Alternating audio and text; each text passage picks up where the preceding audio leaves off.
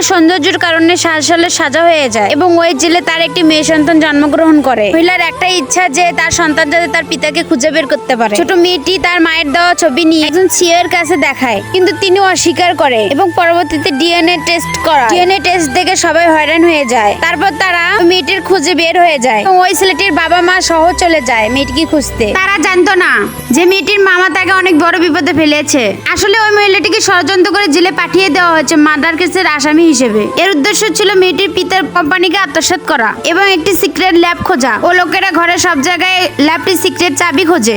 যখন চাবিটি খুঁজে পায় তখন বাচ্চাটিকে মারার পরিকল্পনা করে এবং তখনই সিও এর পুরো পরিবার সেখানে বসে উপস্থিত হয় এবং বাচ্চাটিকে বাঁচিয়ে নেয়। বাচ্চাটিকে আঘাত দেখে লোকটিকে তখন মারধর করে এবং তারপর নিজের মেয়েকে কোলে তুলে নেয়। যখন মেয়েটির জ্ঞান ফিরে আসে তখন সে বলে, বাবা আমি কোনো ধোঁকাবাজ নই। তারপর বাচ্চাটি তার চাবির কথা বলে এবং বলে এটা আমার মা আমাকে দিয়েছে এবং এটা কাউকে দিতে নিষেধ করেছে। এবং ছেলেটি ওয়াদা করে যে আমি আমার মেয়ের এখন থেকে অনেক খেয়াল রাখবো। তখনই ডাক্তার বলে ওঠে যে বাচ্চাটি আঘাত কোনো মারাত্মক বিষয় না, কিন্তু বাচ্চাটি অনেক শারীরিক দিক দিয়ে দুর্বল। বন্ধুরা, তারপর আমাদের ভিডিওটি ভালো লাগলে আমাদের চ্যানেলটি লাইক করে সাবস্ক্রাইব তো করো।